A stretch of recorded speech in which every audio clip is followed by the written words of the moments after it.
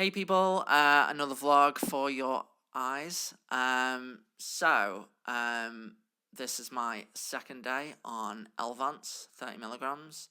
Do I still feel stimulated? Absolutely. I would say yesterday it was quite noticeable. You felt like I don't know, like you felt that stimulant, if you get on it, that stimulant sort of feeling. Whereas today, the second day, it's not as like prominent, if you get what I mean. But I've done a lot. I've done like a lot of tasks, and I've actually done them, like basically. So usually, like I get up and I'm still tired and I'm yawning and I just haven't got the motivation. Whereas I've been like, I've done loads, right? And so today's vlog, I want to talk to you about how ADHD is for me.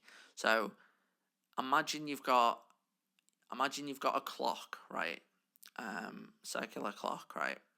And I know this is gonna sound mad, but this is the way that I can sort of explain it, if you get what I mean. So imagine you've got a clock and you've got 12, 3, 6, and 9, right? That's all you've got on the clock, right? Having ADHD without medication is like this. So I'm going to go anti-clockwise because this is just how it feels to me. It's easier to sort of explain that way. So you start at 3, right? And you have the idea, like, I want to shoot like a documentary about, I don't know, like wind turbines or something. You know what I mean? Like that was just like, yeah. So you want to shoot a documentary about wind turbines. So you have the idea, and then it's going. Then you get to like 12 o'clock, and instead of being able to do full circle, it just drops off. So you've had that dopamine, you've had that excitement, and instead of being able to like complete the task and actually do the documentary or whatever, it just drops off. Now, I can give you a lot of examples. So I joined a gym when I was 18. I'm now 36. Have I lost weight?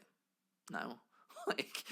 Because I just haven't been, like, the motivation is, like, wore off, if you get what I mean. I know that sounds crazy, but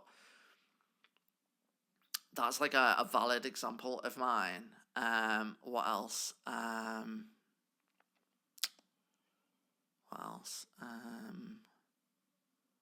Like wanting to like go to uni or like learn, like do like courses and stuff and actually like do it. So like I talk about a lot of stuff, and this is like common with people with ADHD before medication. So, and I'm no expert on medication. I'm only on my second day, but I can tell you that it is a game changer for sure, because even like even driving, so like my stress tolerance is like a lot lower. So like a lot lower, a lot higher even. So before medication, I would get chronic road rage. Like it would be severe. Like if it was a car, if I was a cartoon, right, I'd be like lobbing hand grenades out the window, effing and blinding, swearing, Gatling gun on the roof, move out the way. Like honestly, it was so bad. And yesterday and today, like there's been stuff that has annoyed me, but it hasn't got to that explosive point. I haven't gone from like 0 to like 1,000, never mind 100, like 0 to 1,000, like it hasn't done that, which is great. And just being able to remember a bit easier. Not remember, like, not, I haven't got my memory back, but I've just been able to be like, right, I've got this to do, I've got this to do, I've got this to do. And I've just been able to be a bit more like organized, if you get what I mean. Again, like medication, like fact, like this is only 30 milligrams. Like next week, I start 50. I can't even imagine what 50 is going to be like, because for me, so yesterday I like I woke up at 11 a.m. Then I took my medication at 11:45, and that's usually because I wake up at 11:30. So I was like, and a lot of people will be like, oh, the day's, half the day's gone by then, and blah blah blah. But I work nights, so it's like I have to do what works for me. I can't. I've never been able to go to bed at like 9 o'clock at night because I wake up at like 1 a.m. wide awake, full of beans, like, and that just messes with my body clock, and I just can't do that. So yeah, so for me, it's like, yeah, the medication literally, like it literally lasted for 12 to 14 hours. So yesterday I took it at 11:45 in the morning, and it wore off about 1:30 a.m. And then I was like yawning a lot, and then I went to bed. But the weird thing is, right, when I went to bed, I was able to just sleep, which was great. I thought I was going to be awake forever, literally.